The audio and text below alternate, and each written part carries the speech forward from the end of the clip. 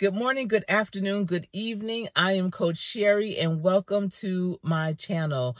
Yesterday, I gave 3 tips to NFL wives that I wish someone would have told me back in the day when my husband was in the league. As many of you know, I've been married for 27 years and my husband played in the NFL for 10 years. He retired after his 10th season, and we lived in different cities, throughout his career. He was considered a journeyman. He was fortunate to finish all of his contracts, never been released, but we did go to different cities, and it was an amazing experience because I got to live in places that only people, some people would love to even visit once, and I was able to live there. So he started out with the New York Giants, who actually play in New Jersey, and my husband's from New York, I'm from New Jersey, so that right there, that was home automatically. And then I went to the LA Rams and stayed with the Rams when they went to St. Louis, where we were in St. Louis, then went to New Orleans on the Saints, and then from there we landed in Carolina with the Panthers, and that's where we decided to settle and make home because Charlotte is a wonderful city to raise a family. But what I wish someone would have told me, and this was my first tip in my short that I did yesterday, is to purchase an additional home in every city that you play in. Now, purchasing even one home in every city is a challenge, or a thought that many players don't always consider because, I've mentioned this before, in football, you can get traded mid-season. You can get released mid-season. I mean, a lot of things is not a certain guaranteed opportunity. So some players don't like to get tied into the city that they're at because they may not be there long. And, when you purchase a home, that is a big investment. That is something that makes you connected and stay tied. And if you don't think that you'll be back in that city, you just don't really want to you don't really want to go down that route. And I know that was one of the things that we used to always consider, like, well, if we don't stay here, then who's going to take care of the house? Who's going to help us sell the house once we leave? Many players, I want to say about 98%, they rent beautiful homes wherever they're playing, and then they purchase their forever home wherever they're from. Or if they get really connected to a city that they're playing in, they may purchase their home to live there forever, just like how we love Charlotte. So, you just never know. There's all different types of situations. But what I do know, especially the young players, they'll rent and then they'll just, if they stay at that city for a longer period of time, then they may look into investing into purchasing a house. But I'm gonna let you know, the realtors are there. They are definitely sharks waiting in the water, because when new players come, be it rookies or seasoned players that are just new to that particular contract, those realtors are waiting, and they know exactly how much your contract is, and they only show you homes unless you tell them otherwise that equal the amount of your contract, which is the most absurd thing. And unfortunately, some players fall for that okie doke. And if they have a $2 million contract, they'll look at $2 million houses, which is so ridiculous because the money that these young men make has to last them for the rest of their lives.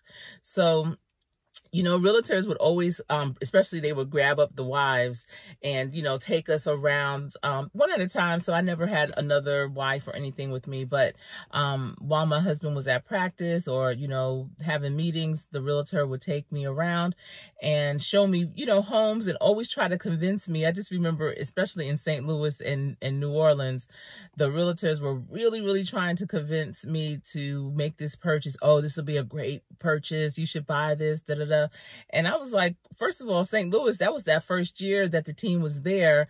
And that was the last year of my husband's contract. So we weren't sure if we were going to be there that next season. And St. Louis at that time when we were looking, it hadn't grabbed me like it did once we were living there, because I love St. Louis. That was one of my favorite places for sure. But, we just weren't sure. So we didn't want to, go down that hole and invest. And then in New Orleans, we were thinking, well, man, if we don't stay here, we don't know, personally, we don't know anyone here. We don't have family here. We don't have, friends outside of the league here. So what will we do with that property? And we were young, you know, when we moved to St. Louis, I think I was 26. New Orleans, I was 27. So we were young. However, it doesn't matter how young or old you are. Knowledge is definitely power. And I know if my kids were in that situation, they would know what to do. But at that time, we didn't know, and no one in our circle was able to guide us to making different types of decisions. We made great decisions for us at that moment, but as we matured, became more knowledgeable, especially in the real estate game, looking back, you know, I was like, man, because after my husband retired and we did get into real estate investing, I was like, you know what? We should buy beautiful homes in all the NFL cities and furnish them and rent them to players. But at that moment, you know, we didn't want to expend what a beautiful home would cost in every city. But while he was playing, that is definitely something we could have done, at least for the cities that we were in, because that's the convenience that many players want. You know, they have beautiful homes for wherever they're from. But while they're playing during the season, they still want to live in a beautiful home. And if you could have a beautiful home that's furnished, that means they don't have to bring their furniture back and forth. That is even a bigger plus. So that's one of the things, the tips that I wanted to share.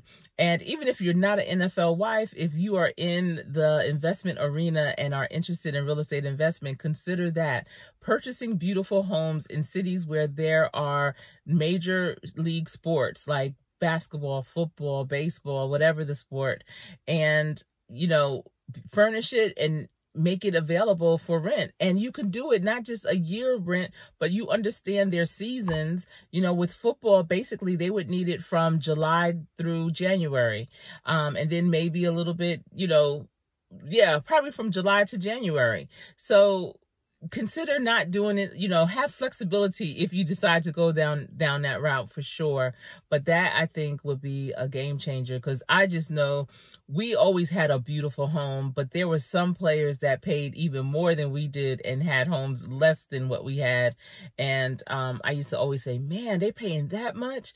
Could you imagine? So, you know, when they're paying, because they're making, you know, $200,000 to $500,000 every 2 weeks anyway, you know, from their game checks.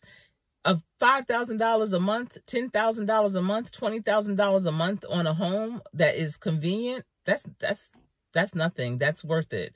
So it's not absurd. And that's why I think that would be a great investment. So if you are a wife and, you know, you're trying to figure out what kind of business can you start, that would be it.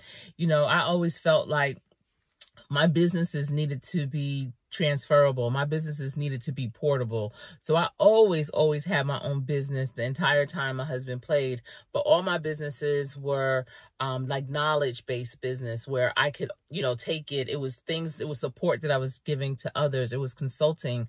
So I was able to move that around. But if I would have started that as a business, that right there would have been amazing. And you don't always have to buy these huge homes, especially in New Orleans. You know, they have a lot of beautiful ranches that are very reasonably priced. And that is what a lot of players actually lived in. And then, you know, when I knew of players that did go to different teams that owned their own homes, and they would rent their home to other players. So, you know, when you're in the league, it's easier to be part of that network and to navigate it. That's another reason why I'm saying, while your husband is still in the NFL, this is a good time to start doing something like that while you have that network at your disposal. You know, you have the access to the front office, you have access to your realtor that may have sold you your home, that you can say, you know, I have this home, can you help me rent it? Because typically the realtors that you encounter are ones that are recommended by the team. Now, they say they don't recommend realtors, but basically they do. They have their realtors that they definitely look out for and allow them to meet up with the new players that are coming in. Because when you are going to these new cities, you literally know no one, and you don't want to be scammed. You don't want to be taken down a rabbit hole to nowhere. You want someone that you think, or at least you hope, have your best interest and understand what it is that your needs are. So that means understanding that you don't necessarily have to live as close to the stadium as you do to the practice facility, because you go to the practice facility every day. You don't necessarily go to the stadium every day. And so a realtor that's a novice, or that are not familiar with working with athletes, they only see the stadium. And so they may say, oh, we're going to have you live by, where the Saints play. Oh, this would be great, But the Saints don't practice at their stadium. And, not a lot of teams practice at their stadium. Fortunately, the Panthers do, but, it's just, well, the Panthers practice at least near their stadium, but you don't want to live near the stadium because you're just there one day a week, maybe twice a month, versus the practice facility. You go there every morning. You have to be there early. You might stay there late, and you want to be close to home. So realtors that know how it is, they are able to show you communities that are in those vicinities. And also, they also know where a lot of other players live, because that's going to be your network. And oftentimes, especially new players to a city, they want to live near other players, so then their wives and their children can connect, and that just makes it good. Now, my husband and I, we used to like to live, where don't the players live, because we knew that that's where the gyms were going to be. So we often would live in other places, but I can't really say that. I know for Charlotte, that's what we did, but in New Orleans and St. Louis, we definitely lived amongst a lot of players. So I'm just letting you know, as a wife, as a maybe even a player, or just anyone, if you're looking to get into real estate, consider that. Consider getting a home that it doesn't have to be 10,000 square feet, doesn't have to be 5,000 square feet. It could be a 2,500 square foot home that's beautiful with all the upgrades, and have it furnished. Have it furnished where they have the master bedroom, a guest bedroom, and at least one bedroom that looks like it can be for a child, just in case they have children. And then they can figure out the other part if they don't need the guest room, if they need whatever. But at least have I would say 4 bedrooms, at least have 3 to 4, let's say, bedrooms with at least 2.5 to 3 bathrooms, and furnish that thing out. Make it, really comfortable. Make it bachelor friendly as well, because it might be someone that isn't married yet that's just, wanting a place. And if you have a condo, you could do it with a beautiful condo. My husband's first purchase when he played with the Giants was a condo. It was a foreclosed condo right across the street from Giant Stadium, and it is just a perfect place. But it could be a condo that if you're not selling it, you might just want to rent it if it's near where they practice. Or sometimes the young people, the young players, they may want to live by the stadium. I don't know, but